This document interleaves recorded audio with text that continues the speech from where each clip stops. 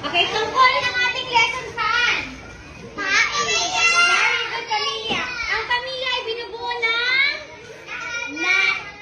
nanay, tatay, ate, kuya, at puso. Ang ating mga nanay daw ang ating ilaw ng tahanan. At ang ating tatay ay ano?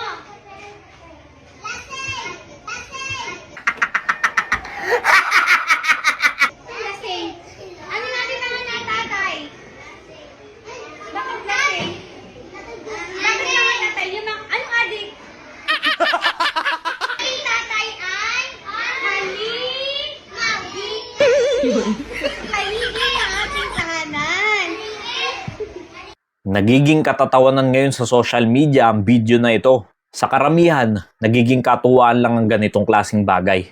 Pero sa mga nakakaunawa, ay nakakalungkot ang ganito. Biruin nyo, pag ang testimony ng anak nyo sa eskwelahan ay isang manginginom, lasenggo, at adik, ewan ko kung sinong tatay ang magiging proud sa ganitong klaseng testimony ng anak niya sa eskwelahan. Kung ikaw ay matinong ama, hindi mo na naisin na yan yung maririnig mo sa eskwelahan ng anak mo.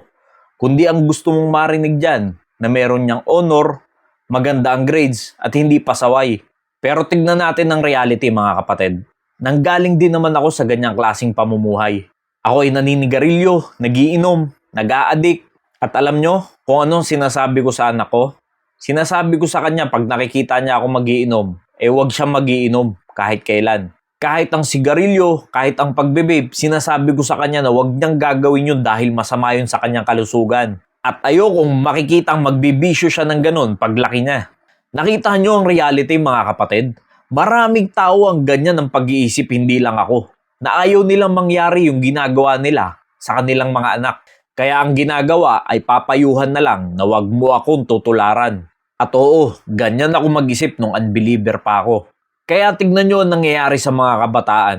Ang tingin nila ngayon sa mga ganyan na okay lang kasi nakikita nila sa kanilang mga magulang. Pero anong katotohanan? Takot din naman ng mga magulang na gawin ng mga anak nila ang mga ganitong klaseng bagay. Pero meron din naman mga magulang na wala talagang kapake-pakialam sa mga anak nila kahit na nakikita na yung mga pinaggagawa nilang mga bisyo. Yung tipong sasabihin mo sa anak mo, "Nak, huwag kang mag-aadik ha." Pero ikaw, hitit ka ng hitit sa harapan niya.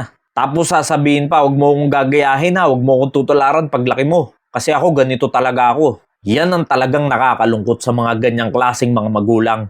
Kaya't anong ending paglaki ng mga bata? Malaki ang posibilidad na yan ay mapariwara. Hindi naman lahat dahil meron din naman mga tao, mga kabataan na lumalaban sa ganyang klaseng sitwasyon. Pero mas marami ang nahihila sa mga hindi magagandang bagay at lalo pang napapariwara sa buhay. Train up a child in the way he should go.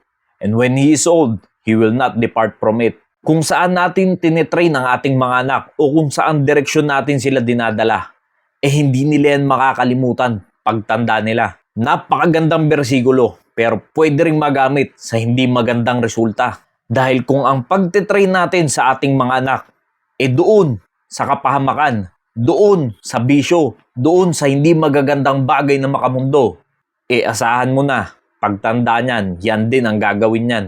Kaya kung paano mo inuhubog ang iyong anak, kung saang direksyon mo siya dinadala, yun ang maaalala niya paglaki niya. Dahil kung puro kabulastugan na ipapakita natin sa mga anak natin, yan din ang kanilang babaunin paglaki nila. Pero kung kaayusan, kabutihan, at pagkakilala sa Diyos, doon natin sila ilalapit, pagtanda nila, paglaki nila, ay hindi rin sila ihiwalay dyan. Kaya ang maganda, umpisa pa lang ay naihuhulma na natin ang ating mga anak patungo sa Diyos. Hindi sa mga makamundong bagay. Dahil paglaki ng mga yan at hindi mo nagabayan ng maayos, ay ikaw din ang mamumroblema dyan. Sa totoo lang nakakalungkot dahil ang dami nagtatawanan sa video na yan. Pero hindi nila nakikita ang realidad. Kung bakit nasasabi ng musmus at ganong edad na bata ang mga ganong salita na nakikita nila sa kanilang ama.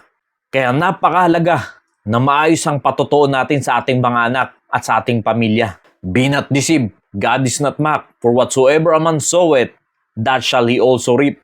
Kaya ito ang tatandaan natin, kung ano ang ating tinatanim, ayan din ang ating aanihin. Kung ang ating pagtatanim sa ating mga anak puro kalukuhan at mga makamundong bagay, ayan din ang ating aanihin.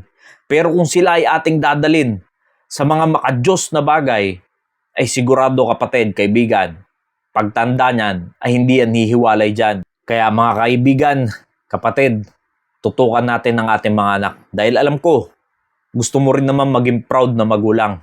Hindi pagiging proud sa mga kalukuhan ng mga anak mo, kundi doon sa mga bagay na ikatutuwa mo. Dahil nakikita mo, ang anak mo bata pa lang, nakakakilala na sa Panginoon. Kesa naman, bata pa lang, kung ano-ano ng bisyo ang pinaggagawa.